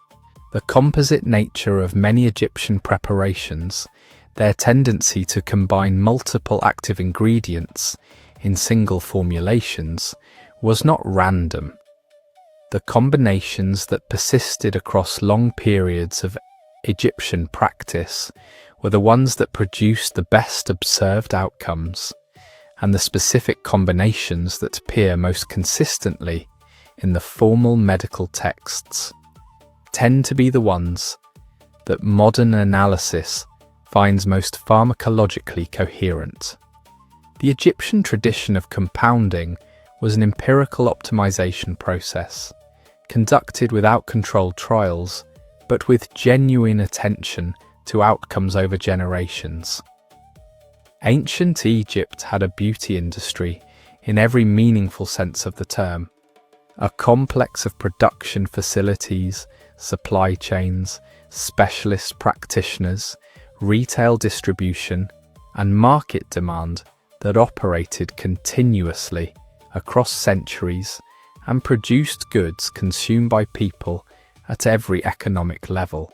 The scale and sophistication of this industry is only becoming fully apparent as archaeologists and historians apply the same analytical attention to cosmetic production that they have long applied to agricultural and construction activities. The production of Egyptian cosmetics operated at multiple scales simultaneously.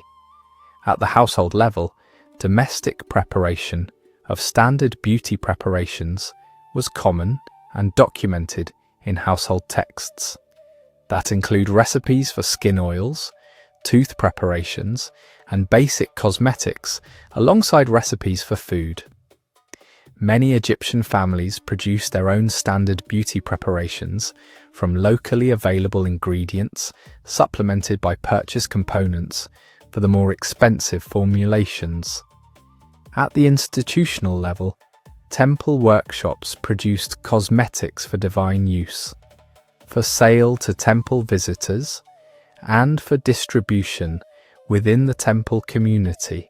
The temple at Edfu, whose production facilities are among the best documented in the archaeological record, produced kaifi and other aromatic preparations in quantities that fed both religious use and what amounted to commercial distribution.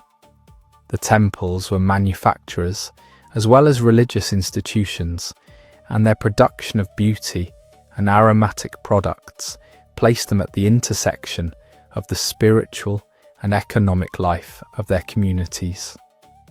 At the commercial level, specialized craftspeople and workshops produced cosmetics for sale in the markets of Egyptian cities. The apothecary traditions of the ancient world found one of their earliest expressions in Egypt, where specialists with knowledge of preparations and their applications provided products and advice to a buying public that could not easily prepare more complex formulations at home. The pallets, tubes and containers found across Egyptian archaeological sites in such numbers represent the retail end of a production system that extended back through specialist workshops to the mines and farms that produce the raw materials. The supply chain for Egyptian cosmetics was an international enterprise. The galena for kohl came from mines in specific locations, sites in the eastern desert of Egypt and in the Sinai Peninsula were primary sources. The malachite for green eyeshadow came from the same general region but different specific deposits.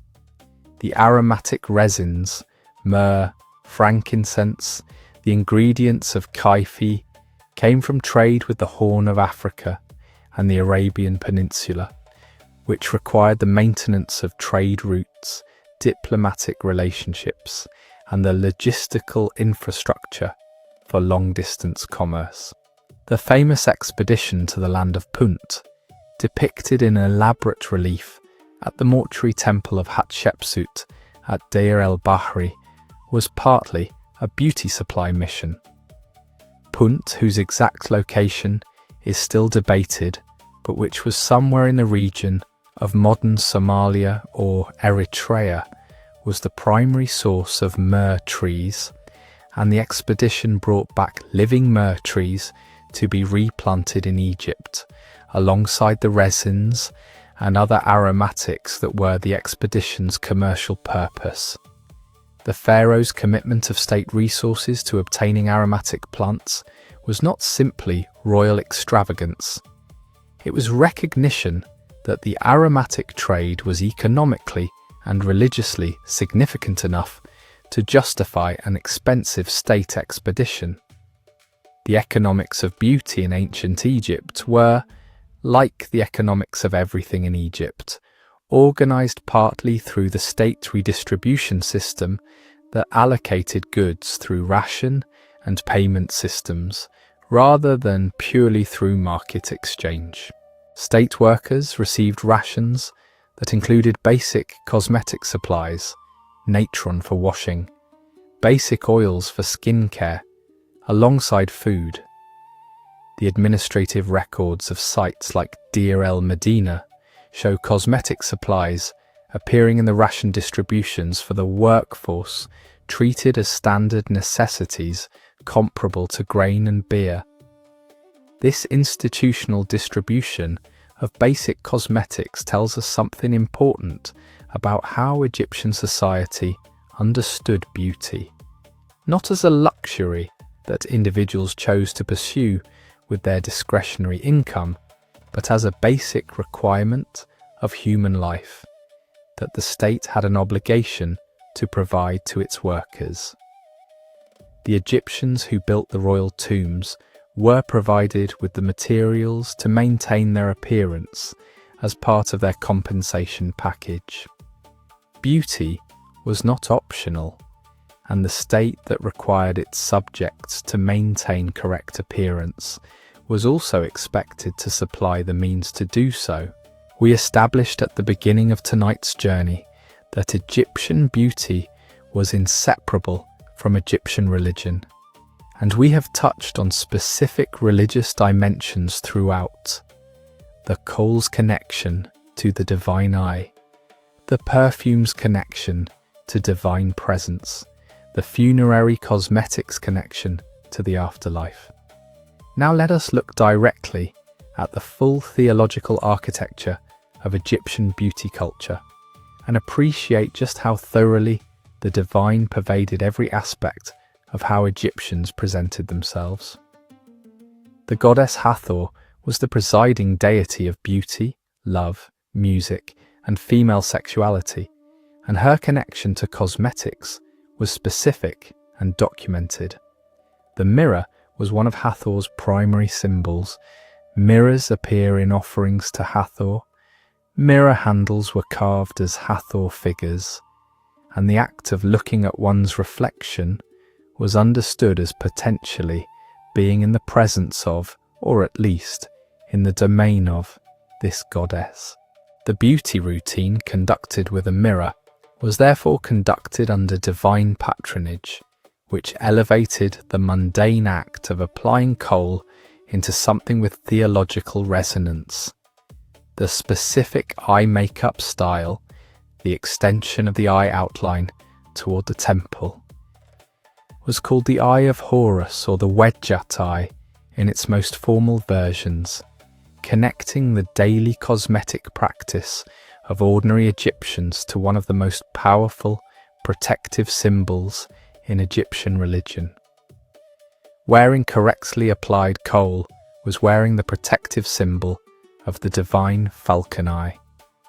The cosmetic was simultaneously a protective amulet in a form that could be applied fresh each morning and renewed daily. Temples maintain their own cosmetic rituals as part of the daily service to the gods. The morning awakening ceremony, in which the cult statue was washed, anointed, and cosmetically prepared, followed the same sequence as the personal beauty routine of the worshipper outside the temple walls. The parallel was deliberate. The human beauty routine was understood as a domestic echo of the divine beauty ritual, making every Egyptian's morning at the dressing table a microcosmic participation in the cosmic divine beauty service. The specific plants, minerals, and animal products used in cosmetics carried divine associations that enhanced their sacred use. The lotus, from whose petals fragrant preparations were made, was the flower of creation, rising from the primordial waters at the beginning of existence. A lotus-scented preparation was therefore cosmologically connected to the moment of cosmic creation. The blue lotus, whose extract had mild psychoactive properties and whose fragrance was particularly valued in perfume, appeared repeatedly in beauty, religious, and medical contexts in ways that reflected its status as a plant of exceptional power. The specific colours used in makeup carried divine colour symbolism. Black, the colour of kohl, was the colour of the rich Nile silt, of fertility, of the Kemet, the black land of Egypt itself, as opposed to the desert. Black eye makeup was not just fashionable, it was alignment with the fertile, ordered, life-giving principle of Egypt. Green, the colour of malachite eyeshadow, was the colour of new growth, of Osiris in his rebirth aspect, of the annual return of vegetation after the flood. Green eye makeup was not just attractive, it was in alignment with the regeneration principle of the cosmic cycle. One of the most persistently surprising facts about ancient Egyptian beauty culture for modern audiences is that it was not a gendered practice in the way that modern Western beauty culture tends to be. Egyptian men wore makeup. Egyptian men oiled their skin. Egyptian men wore perfume, managed their hair with elaborate care, wore jewellery of considerable extravagance, and participated in beauty culture with the same seriousness and the same theological understanding as Egyptian women. This is not exceptional or remarkable within the Egyptian context. It was standard. The tomb paintings that show formal gatherings and official occasions depict both male and female figures, with kohl eye makeup as a matter of course.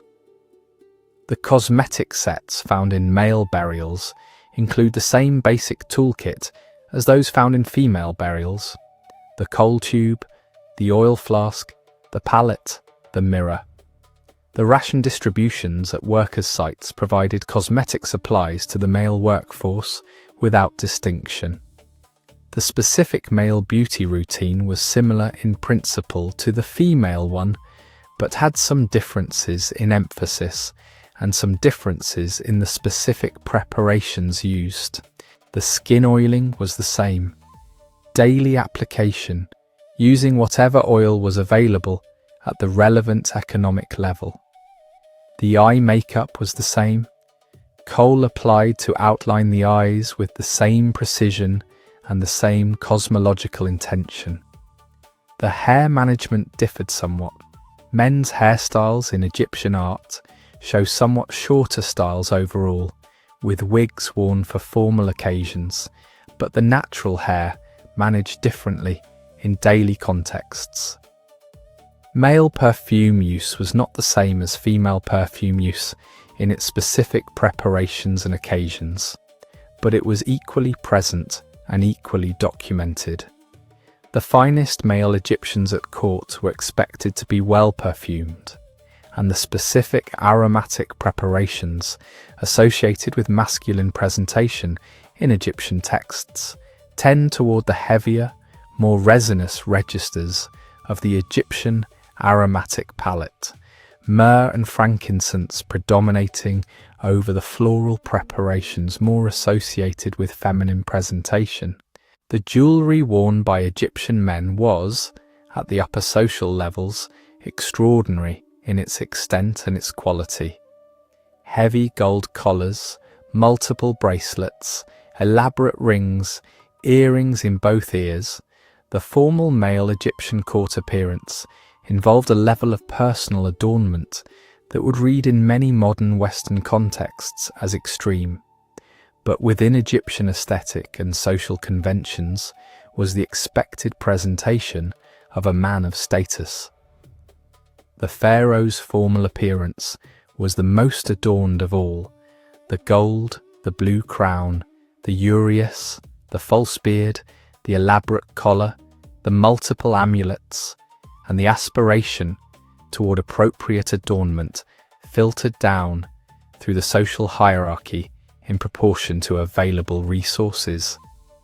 The false beard worn by pharaohs, and in some contexts by senior officials, was a specific masculine beauty accessory that combined cosmetic, symbolic, and political functions. Natural beards were worn by Egyptian men of various periods, but the formal divine beard of the pharaoh was a specific object, a false beard attached to the chin by a cord, with a specific shape that distinguished it from natural beards. The false beard was worn even by female pharaohs in formal representations because it was part of the visual grammar of royal power, rather than a statement about biological sex. It was a beauty accessory that had become a political symbol, which is as good a summary of the intersection of beauty and power in Egyptian culture as any. We have touched on funerary cosmetics earlier in our journey tonight, but the full picture of how beauty extended into Egyptian concepts of the afterlife deserves its own dedicated examination, because the aspirations expressed in funerary beauty preparations reveal something important about what Egyptians actually valued in their appearance when they could have anything they wanted, when they were preparing not for Tuesday's social obligations, but for eternity. The ideal appearance of the deceased in the afterlife was not simply a continuation of their best daily appearance. It was a specific ideal, youthful, vital, perfectly presented, that the funerary preparations were attempting to achieve, and that the imagery in tombs consistently depicted regardless of what the actual age of the deceased had been at death. The tomb paintings showing the tomb owner were not portraits in any realistic sense. They were declarations of how the person wished to exist for eternity, and the appearance depicted reflected beauty ideals rather than individual physical reality. The deceased was always shown at the optimal age, in the prime of adult life, with the full health and physical vitality of that period, with the complete beauty of that moment preserved forever. The elderly person who died after a long life was depicted in their tomb in the same vigorous adult form that they had occupied decades earlier. The physical decline of age was not represented because the afterlife was not supposed to be a continuation of physical decline. It was supposed to be the restoration of ideal physical existence, maintained forever. The cosmetics applied to the mummy were therefore applied in the service of this ideal rather than simply in documentation of the person's actual last appearance. The kohl applied to the eyes of a mummy was applied in the precise style that the deceased would have worn at their best, not the slightly shaky application of an arthritic mourning, but the careful, precise presentation of a person at the height of their powers. The colour applied to lips and cheeks was the colour of health and vitality, not the pallor of illness or age. The specific materials used in funerary cosmetic preparations were often of higher quality than those used in daily life. For royal and elite burials, the funerary cosmetics represented the best available, the finest oils, the purest pigments, the most precious aromatic compounds. The cosmetic sets found in royal tombs contained preparations of quality beyond anything the person would have used routinely in daily life. Tutankhamun's tomb contained cosmetic preparations in alabaster vessels whose contents, when analysed millennia after burial, still retained traces of the aromatic compounds they had contained. The placement of cosmetic tools and preparations in the burial was itself an act of beauty intention. The mirror placed in the tomb was there for use in the afterlife. The deceased would continue to require a mirror for their continued beauty routine in the eternal existence. The kohl tubes and pallets placed in the burial were the equipment of an ongoing practice, not memorial objects.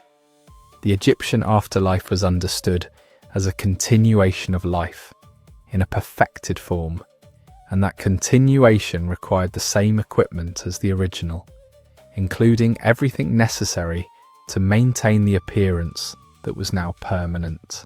No exploration of ancient Egyptian beauty culture would be complete without spending significant time with the blue lotus, the flower that appears in more Egyptian artistic, religious, medical, and beauty contexts than any other single plant, and whose multiple properties made it simultaneously one of the most beautiful decorative elements of Egyptian culture and one of its most pharmacologically interesting beauty ingredients.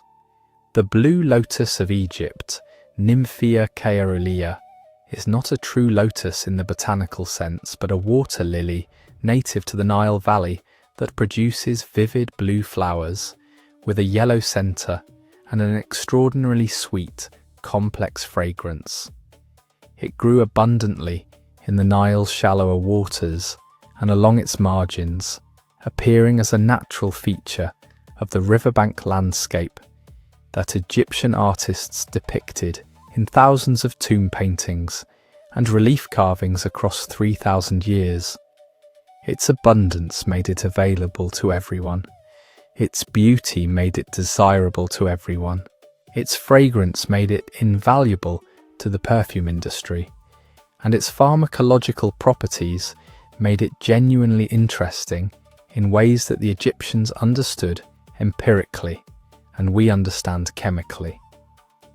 The blue lotus contains several bioactive compounds, including nuciferine and aporphine, which are alkaloids with mild sedative, anti-anxiety, and mood-altering properties. The lotus preparations used in Egyptian beauty and social contexts, infusions in wine, preparations applied to the skin, dried lotus worn as garlands, would have delivered these compounds to the user at levels that produced genuine, if gentle, physiological effects. In Egyptian beauty culture, the lotus fragrance was used in perfumes and aromatic preparations extracted through the enfleurage technique applied to the fresh flowers.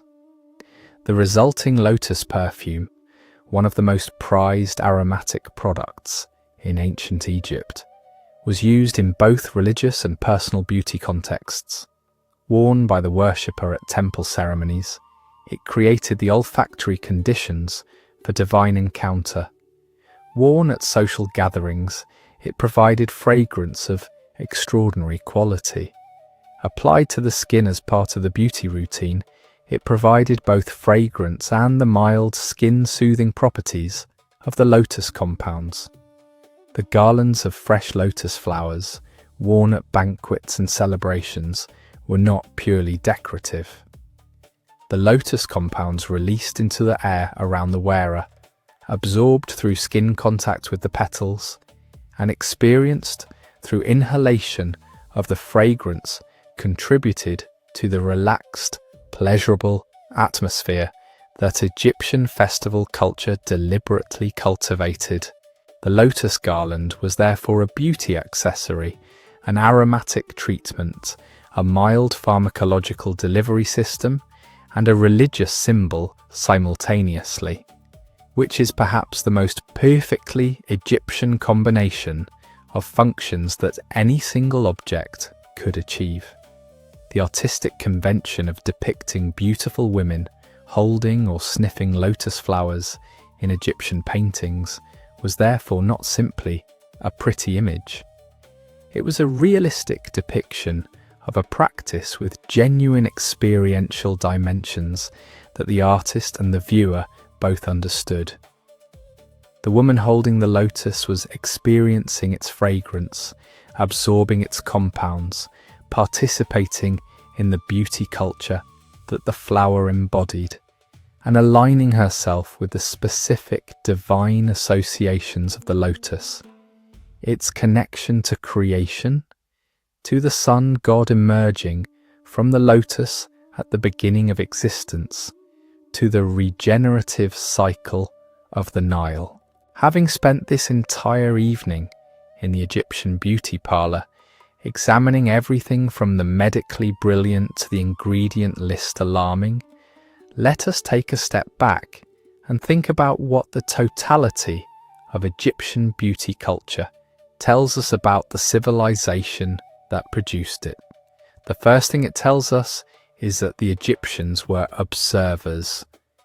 Whatever you think about the crocodile dung contraceptive preparation or the 5-animal hair loss treatment, the foundation of Egyptian beauty practice was careful attention to what worked and what did not, accumulated over generations and preserved in formal written traditions.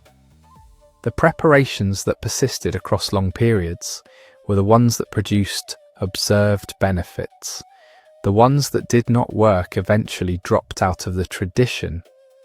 The result was a beauty practice that contained genuine accumulated knowledge alongside the more speculative, sympathetic magic applications.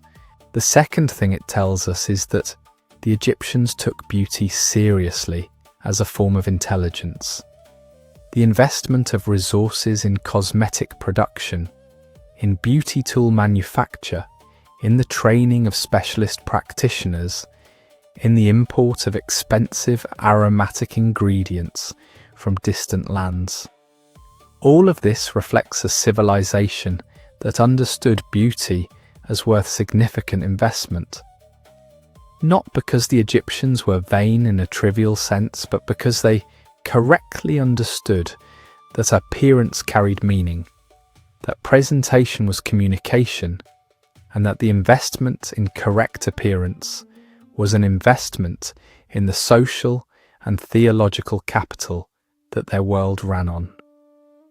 The third thing it tells us is that the boundary between beauty, medicine, and religion in ancient Egypt was not a boundary that the Egyptians recognized. The same substance that treated eye infections was also the cosmetic that made the eye beautiful. The same plant that provided fragrance for the beauty routine also provided pharmacological compounds that treated anxiety. The same ritual that applied cosmetics to the divine statue also mirrored the human beauty routine at home. These things were not separate categories that occasionally overlapped. They were a single unified practice understood through a single unified worldview. And the fourth thing it tells us, perhaps the most important, is that the impulse that drove Egyptian beauty culture is the same impulse that drives beauty culture today. The desire to look one's best, the investment in specific practices and products believed to achieve specific improvements, the social signalling that appearance carries, the anxiety about aging and the creative responses to it, the connection between how we look and how we feel about ourselves and how others see us. None of this is new. None of this is shallow. It is ancient and it is human, and it has been with us as long as we have been us. The Egyptians expressed it with galena and malachite, with castor oil and moringa, with hippopotamus fat and blue lotus and crocodile dung. We express it with retinol serums and hyaluronic acid and SPF 50 and the occasional very expensive imported oil that we read about in a magazine. The ingredients have changed. The impulse is the same one that sat in front of a polished bronze mirror in 1300 BCE and thought seriously about what to do about the fine lines around the eyes. Good company to be in, really. If you could travel back to ancient Egypt, if you could step through whatever theoretical mechanism gets you there and find yourself standing in a prosperous household in Thebes in 1300 BCE, the first thing that would hit you would not be the visual grandeur of the architecture or the colour of the painted walls. It would be the smell. Ancient Egypt had a specific, layered, complex olfactory signature that was the product of all the beauty and aromatic practices we have discussed tonight, operating simultaneously across an entire civilization. The castor oil and moringa apply to the skin every morning. The kaifi burning in the temple on the hill, the lotus garlands at the evening gathering, the myrrh and frankincense drifting from the processional route, the perfumed fat melting gently on the wig of the guest across the table, the beer and the bread and the specific aromatic herbs used in cooking and medicine and beauty, all contributing their notes to the ambient atmosphere of an ancient Egyptian city. This was not an incidental feature of Egyptian life. It was a deliberate construction, carefully maintained through the enormous investment in aromatic products that the Egyptian economy sustained. The Egyptians understood, at a level that was partly theological and partly simply practical, that scent carried power, that the divine smelled a specific way, that the sacred space smelled different from the mundane one, that the beautiful person smelled beautiful not just as a consequence of their beauty practices, but as an element of them. The aromatic legacy of ancient Egypt travelled outward through every trade route that connected the Nile Valley to the wider ancient world. The Greeks who encountered Egyptian culture in the later periods were deeply influenced by Egyptian aromatic practices, and Greek perfumery tradition is substantially indebted to Egyptian precedent. The Romans, who incorporated Egypt into their empire, brought Egyptian aromatic products and practices back to Rome and distributed them across the Roman world. The Islamic aromatic tradition that developed in the medieval period drew on both the Greek and the earlier Egyptian traditions. The perfume we use today is the direct descendant of the preparations that Egyptian perfumers made in temple workshops 4,000 years ago. The specific aromatic compounds in myrrh and frankincense that Egyptian priests burned before divine images are the same compounds that appear in premium modern perfumes. The enfleurage technique developed in Egypt is still used by the finest traditional French perfumers for specific ingredients. The lotus that floated in the Nile and scented the hair of Egyptian noblewomen still perfumes the most expensive modern creations. Egypt smelled extraordinary, and the civilization that made it smell that way was doing something that mattered, that lasted, and that we are still, in ways both conscious and unconscious, continuing. And there you have it, 3,000 years of ancient Egyptian beauty, from the medically ingenious to the ingredient list alarming.